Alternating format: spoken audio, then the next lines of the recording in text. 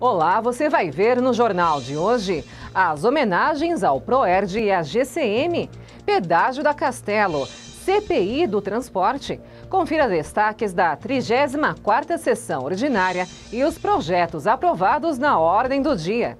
Mas está aqui, ó. Vou pedir para os colegas, tem 7 assinaturas, o Pelé da Cândida assinou, fez a assinatura aqui dele, e eu vou pedir para os colegas para que a gente possa votar. Quem tem coragem, vota pela investigação. Lei de Diretrizes Orçamentárias para 2019 é tema de audiência pública na Câmara.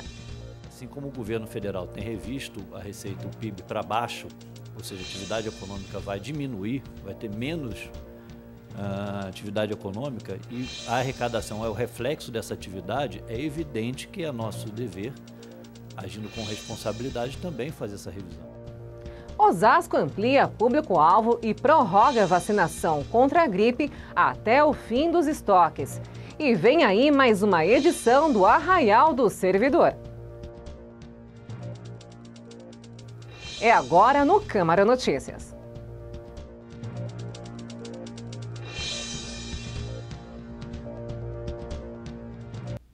Moções ligadas à segurança, pedágio da Castelo e a volta ao debate do tema CPI do transporte estão entre os principais destaques da 34ª sessão ordinária, que aconteceu nesta terça.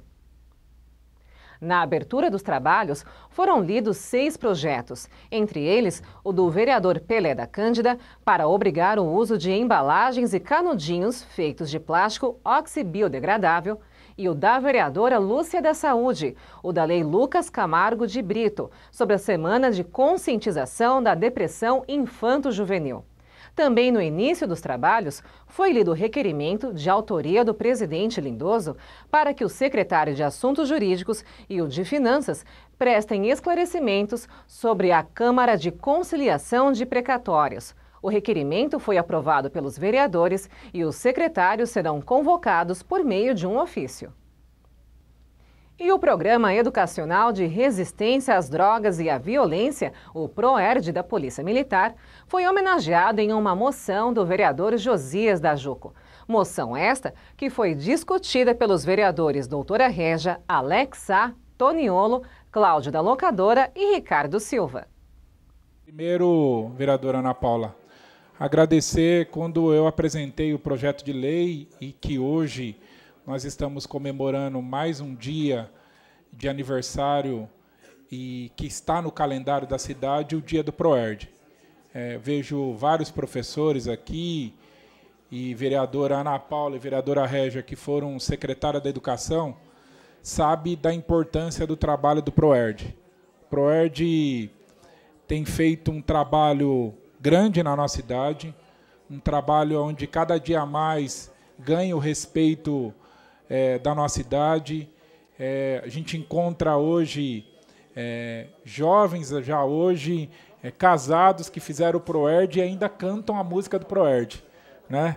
Então eu queria aqui fazer uma saudação especial ao Cabo Torres, ao Cabo Braga, ao soldado Gustavo e à soldada Moscarelli. Aliás, a mulher que está fazendo parte aí também, diz que as mulheres estão dominando, Régia, e a Moscarelli, gostaria que ela ficasse em pé, representasse todas as mulheres da Polícia Militar. Ela chegou em fevereiro para fazer parte do PROERD. E, senhores vereadores, todos esses que estão fazendo parte do PROERD, eles são voluntários. Eles vão lá, fazem um curso e depois eles vão fazer atuação nas escolas. Não ganha nem mais e nem menos. Ganha como um soldado que está na rua, mas eles buscam ensinar, prevenir. E muitas das vezes, vereadora Ana Paula, eles trazem situações da escola que não é só sobre droga, né? Tem uma violência contra uma criança, tem uma violência contra a mãe, que o jovem ou a criança tem neles, nesses homens e mulheres fardados, a segurança de relatar muitas vezes um fato, apesar de estar os policiais aqui do 14º Batalhão, mas eu estendo essa homenagem aos policiais do 42, estendo a todos os policiais do Estado de São Paulo que fazem esse trabalho nas escolas, que através do fundo que nós criamos, o Fundo de Segurança, nós estamos propondo ao prefeito que na próxima alocação de veículos ou na próxima contratação, compra de veículos, doe um veículo para o PROERD, para que o PROERD visite as escolas, para que ele possa dar uma atenção melhor. Eu queria aqui cumprimentar o vereador Josias por essa iniciativa, essa moção, porque o PROERD, para a nossa cidade, é um projeto muito importante. E eu me recordo que, quando eu assumi a secretaria, o Josias foi até lá com o Brum, né, e o Fábio, pedir para voltar ao projeto, porque tinham tirado o projeto das escolas municipais, porque não tinha cabimento ter policiais, essa era a justificativa, dentro das salas de aula. Como a gente acredita que a informação contra drogas, contra a violência, ela tem que vir, independente de onde venha, e é muito importante que as crianças tenham estas informações, então eu fui muito feliz em reativar o projeto e trazer o projeto novamente. E não me arrependo nem um pouco, só me arrependo, sim, de não ter cobrado mais o coronel, para que a gente tenha mais instrutores e mais escolas com este projeto. E o aniversário de 28 anos da Guarda Civil Municipal foi lembrado em moções dos vereadores Ricardo Silva e Josias da Juco. Entre outros pontos, Josias lembrou que o plano de carreira da GCM tem sido usado como referência em várias cidades e que agora é preciso pensar na aposentadoria dos GCMs, na implantação da ROMU, uma ronda de patrulhamento tático e de uma lei para garantir a ronda escolar permanente. Outra moção muito discutida pelos vereadores foi a de repúdio do vereador Ricardo Silva sobre o pedágio da Castelo e ações que não foram feitas pela concessionária CCR, como alças de acesso a São Paulo. O tema recebeu contribuição de vários vereadores, dentre eles Toniolo e Tinha.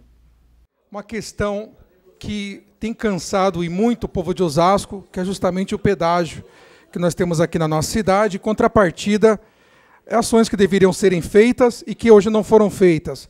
A exemplo de alças que levem a população a ter uma saída para a cidade de São Paulo. Eu estou com um estudo técnico aqui, que é uma tese, que comprova alguma dessas situações de maneira jurídica, está aqui, e nós vamos trabalhar em cima disso, porque a cidade de Osasco é uma cidade de um povo trabalhador. As pessoas saem de Osasco, por exemplo, há quem trabalhe nas empresas que fazem divisa com Osasco, e por isso a necessidade de usar Castelo Branco, que, por sua vez, é R$ 4,10 na ida, vereador Didi, vereador De Paula, e R$ 4,10 na volta. Ou seja, R$ 8,20 para um osasquense andar 5 quilômetros, partindo aqui da nossa cidade para lá.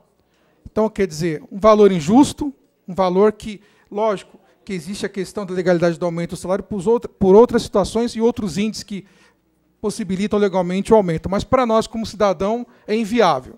E, como o vereador Didi sempre tem falado aqui, esse pedágio para a cidade de Osasco, nós não temos visto ele como algo que venha viabilizar algo positivo para a nossa cidade, senão taxar os moradores que aqui moram nessa cidade. Então, aqui está o estudo, nós vamos aprofundar.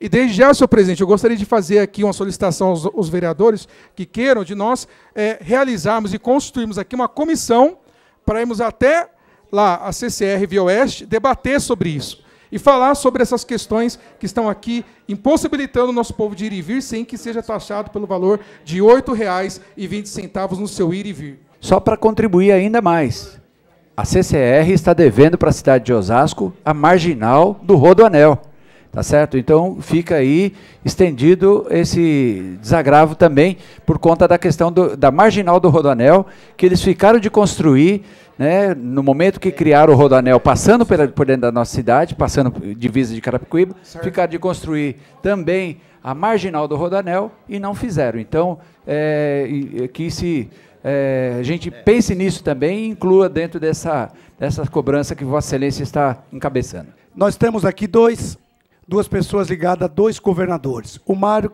ligado ao governador do Estado, França, E o Lindoso, que é candidato lá junto com o Dória, dá sugestões para os governadores de vocês. Você leva para o seu e você leva para o seu, Mário. Porque eu tenho certeza que o governo vai decidir aí e, quem sabe, já vem com uma proposta já de campanha registrada para poder resolver esse problema crônico e crítico que nós temos já há muitos anos.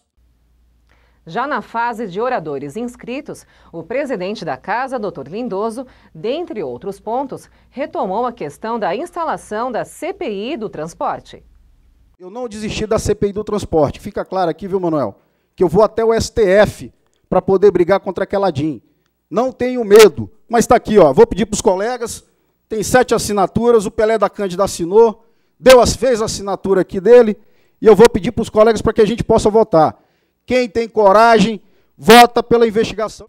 E depois do intervalo, no Câmara Notícias, saúde, acessibilidade, economia de energia. Confira os projetos aprovados na ordem do dia. E a audiência pública sobre a Lei de Diretrizes Orçamentárias para 2019. Objetivamente, o que seria essa modernização da gestão? Transparência, tudo bem, e democracia? Seria interessante uma explicação sobre isso. Não saia daí, é bem rápido.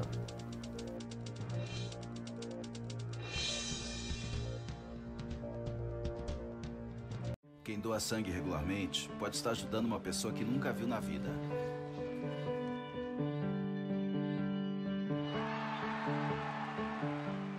Ou alguém que acabou de começar a viver. Pode estar ajudando quem já passou por muita história. Ou alguém que ainda tem muitas histórias para contar. Pode estar ajudando quem está torcendo para realizar um sonho.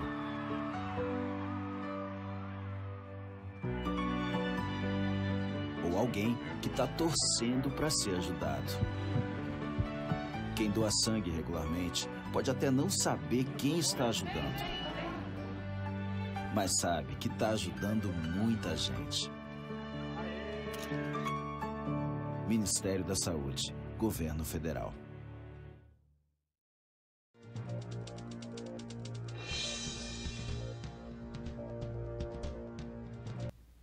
Estamos de volta e agora você confere os projetos aprovados na ordem do dia. No total, foram aprovados 14 projetos, em segunda discussão, e que, portanto, seguem para análise e sanção do Executivo, foram aprovados 3 projetos, dentre eles o do vereador Toniolo, que obriga a fixação de avisos sobre o Disque Denúncia de Violência contra a Mulher, e o do vereador Daniel Matias, sobre o uso obrigatório de lâmpadas econômicas em vias, praças e próprios públicos.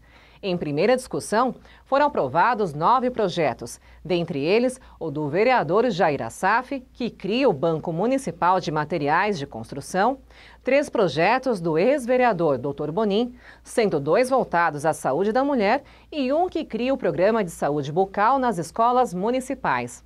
Do vereador Ribamar, foi aprovado o projeto sobre a adequação de todas as áreas de saúde para atendimento de portadores de necessidades especiais. E do vereador De Paula, foi aprovado também, em primeira discussão, o projeto que cria uma linha direta nas UBSs com a Ouvidoria Central da Saúde.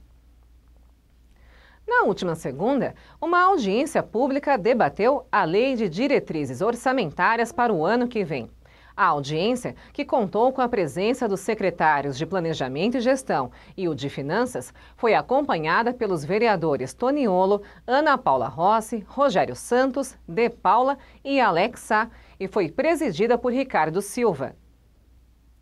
Abrindo as apresentações, Paulo Magalhães, que veio representando a divisão de contabilidade da Secretaria de Finanças, fez uma explanação didática explicando que a Lei de Diretrizes Orçamentárias reúne os objetivos e as metas da administração pública e faz uma ponte entre o Plano Plurianual e a Lei Orçamentária Anual. Para 2019, o orçamento municipal está estimado em mais de 2 bilhões de reais. Paulo destacou, entre outros pontos, que as receitas projetadas são suficientes para cobrir as despesas fixadas e que, para 2019, a Prefeitura prevê um superávit primário de 19 milhões de reais, contra uma previsão inicial negativa em 2018 de 49 milhões de reais. Na sequência, o secretário de Planejamento e Gestão, Bruno Mancini, deu mais detalhes sobre o projeto do Executivo. A LDO para 2019 está dividida em 38 programas e 11 eixos estratégicos e prevê ações articuladas entre secretarias. O secretário ressaltou que houve um cuidado de não fixar receitas que não tenham condições plenas de serem executadas e que houve uma revisão na perspectiva de arrecadação de 2018 para 2019. Abrindo a fase de perguntas, o vereador Toniolo avaliou que há um comprometimento muito grande do orçamento, o que impossibilita grandes investimentos, e quis saber, assim como o vereador Ricardo Silva, como está a situação da dívida com a Sabesp. Eu lembro que essa casa realmente ela aprovou a época da transmissão do DAI para a Sabesp. Nós aprovamos aqui nesta casa uma lei que realmente ela fazia com que os próprios públicos não pagassem as contas de água. Isso fez parte na época da lei de concessão que passava o DAI para a Sabesp, né? Eu sei que a Sabesp andou contestando essa lei, mas era uma lei que foi aprovada pela casa, foi contestada, ela esteve por muito tempo aí sendo discutida nos tribunais aí. E eu gostaria depois que o nosso secretário, o Bruno, pudesse estar informando em quantas andas essa situação. Nós ganhamos essa ação, como pelo que eu entendi, ele disse que nós não estamos pagando. Não estamos pagando porque ainda está sob júdice, ou nós já ganhamos essa ação da Sabesp e não pagamos mais. Outros vereadores também fizeram seus questionamentos. Rogério Santos, assim como o vereador Tinha, quis o detalhamento das ações previstas no eixo modernização, gestão e democracia. Já Alex Sá perguntou, por exemplo, sobre o prazo para a apresentação de emendas. Quando apresenta ali o terceiro maior custo que nós temos, que é de modernização da gestão, transparência e democracia, que era anteriormente de 13,29% e agora passou a 18,18%. Não estou questionando a questão do percentual ou do valor. Mas, objetivamente, o que seria essa modernização da gestão, transparência, tudo bem, e democracia, seria interessante uma explicação sobre isso, para a gente compreender, visto que é o terceiro maior valor que aparece ali na tabela. Então, acho que vale a pena uma explicação sobre isso. O terceiro maior índice. Gostaria de fazer uma observação aos secretários, que aqui no capítulo 3º, na página 11, aqui no parágrafo 1º, fala sobre as emendas. E a observação que eu tive aqui, vereador Alex, e os vereadores presentes, que existe um dígito a mais maior, né? Esse dígito nosso das emendas aqui era de 175. Aqui está 150? 150 mil. Agora está marcando aqui para 200 mil reais. Isso é uma novidade que a gente viu aqui, apontou, e também tem a questão do prazo, que eu não vou entrar no tema do prazo. Eu não sei se os nobres vereadores receberam a planilha, mas o cronograma da apresentação do LDO, mas aqui, no dia 20, quarta-feira, termina o prazo para o recebimento das emendas. Emendas essas que são para a LDO. Se o vereador e se a comissão entender que está errado, vamos fazer emendas, vamos fazer correções. Se o que o vereador tinha aqui expôs, se aqui o que o Rogério Santos expôs, e os demais, o Ricardo expôs aqui, o presidente, não estiver errado, vamos fazer emendas, vamos discutir. Nosso cronograma, nós recebemos dia 8 essa LDO, dia 8 do mês, dia 12, no caso, hoje, então estamos fazendo a audiência pública. Na quarta-feira é o prazo para a entrega das emendas. E bom lembrar que mesmo esse prazo, na LDO do ano passado, nós mudamos ela, nós alteramos mais dias, para que seja apreciado.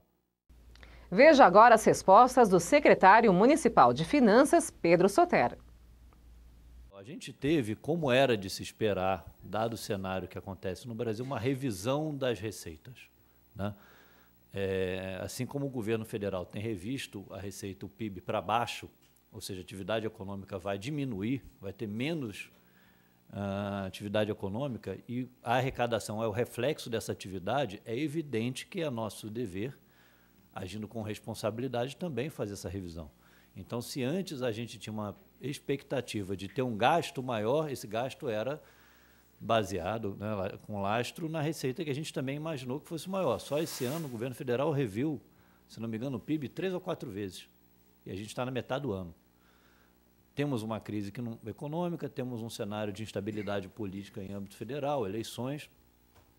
Então, a gente tem que agir com responsabilidade para evitar que aconteça como aconteceu no passado, de deixar dívidas altíssimas, como a gente vai chegar, e, enfim, agir sem conseguir fazer o pagamento de todos os fornecedores, que hoje, graças a Deus, a gente consegue, pela primeira vez, começar a ter pagamentos em dia dos fornecedores. A questão da Sabesp, eu acho que a gente já está superado, o Bruno pode entrar com mais detalhes, mas é importante lembrar que ela não representa um risco, porque se a gente não paga, Tony, as contas de consumo de água e esgoto, por outro lado, a Sabesp não paga, pelo mesmo acordo, a outorga que ela tem pela exploração do serviço.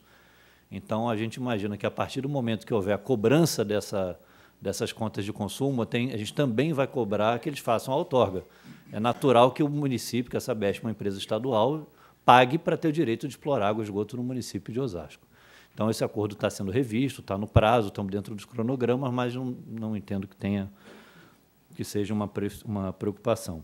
A limitação dos investimentos, é lógico, num cenário desse, em que a gente tem um aumento do uso dos serviços públicos. Eu acho que vale uma informação que, quando começou o governo do Rogério, a gente tinha uma média de uso no sistema de saúde de 17 mil atendimentos dia. Estou pegando só um indicador como exemplo.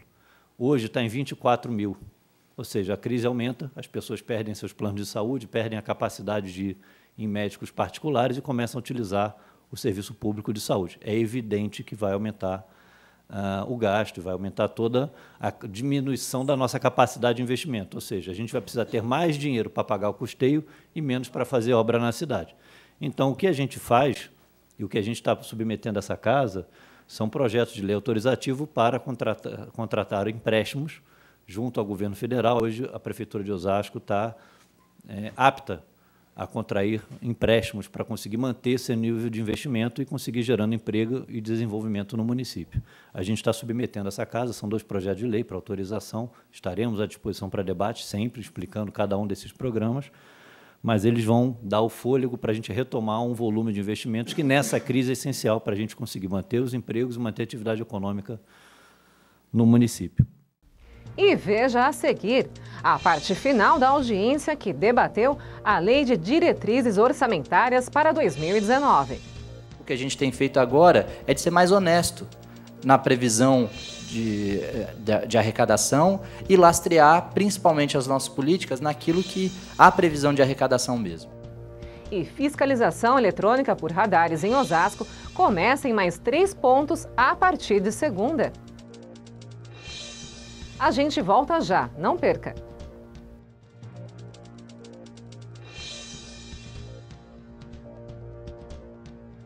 Vem pra biometria, vem, não pode faltar ninguém.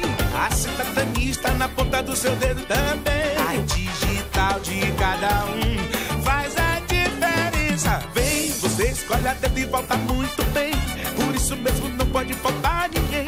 Vem pra biometria, vem. Acesse o site da Justiça Eleitoral e se informe sobre a biometria no seu estado. Não pode faltar ninguém.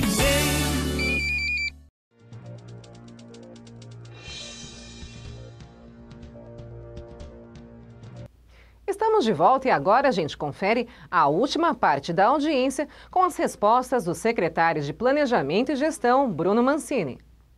É o que o secretário Pedro apontou. A gente tirou dos riscos fiscais.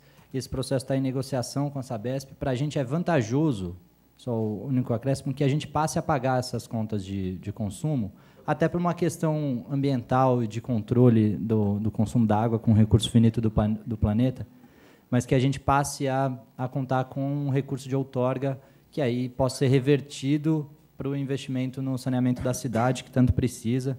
A respeito da modernização da gestão, é importante de entender que a gente está num governo matricial, e aí a modernização da gestão ela não acontece só nas atividades meio.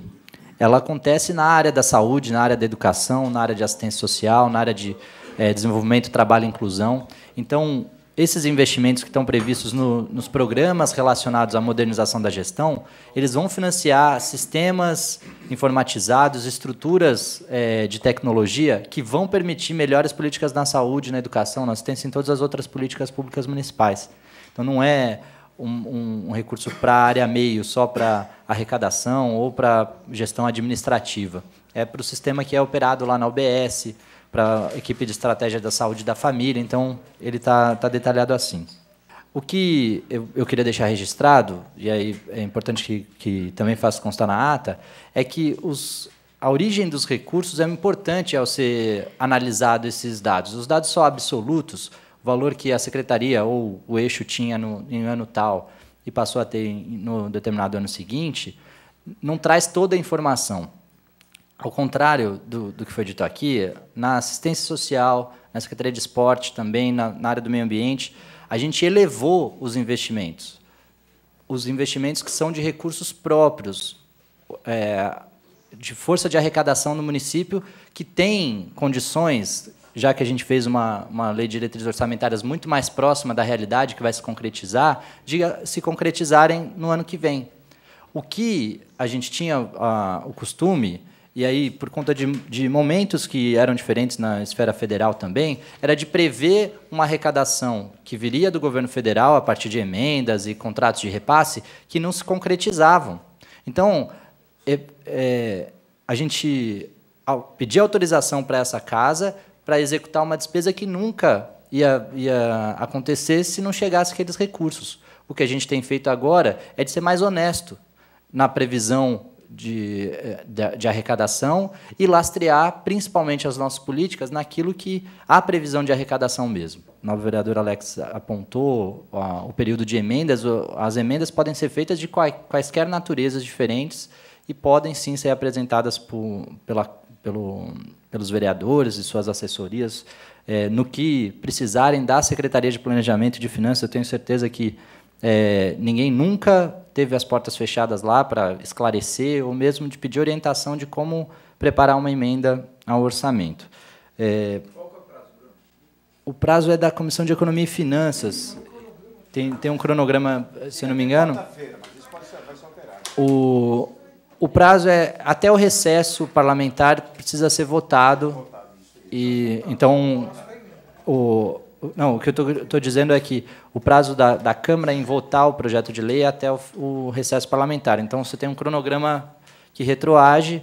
A gente entregou dentro do prazo que a Lei Orgânica do Município estabelece, que foi em 28 de maio, e aí tem a tramitação interna nas comissões.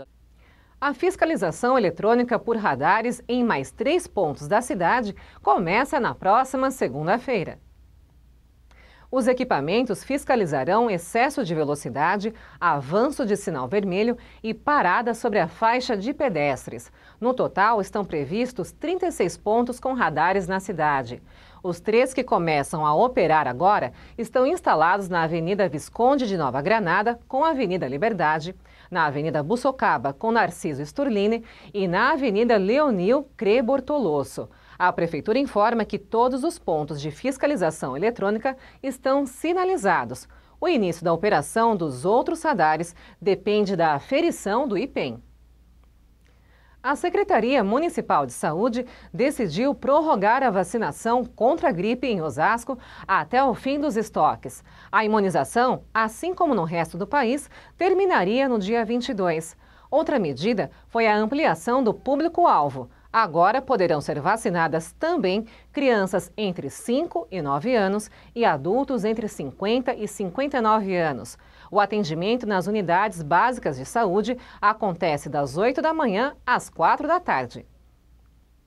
E no próximo dia 29, acontece em Osasco mais uma edição do tradicional Arraial do Servidor. O evento é aberto ao público em geral e toda a renda arrecadada nas barracas será revertida aos projetos do Fundo Social de Solidariedade. A festa acontece a partir das 6 da tarde no estacionamento da CMTO, na Avenida Franz Voegeli, número 930, na Vila Iara. O Câmara Notícias está chegando ao fim. Eu sou Fernanda Lucena, fico por aqui, mas vejo vocês na próxima edição. Fiquem agora com a nossa programação.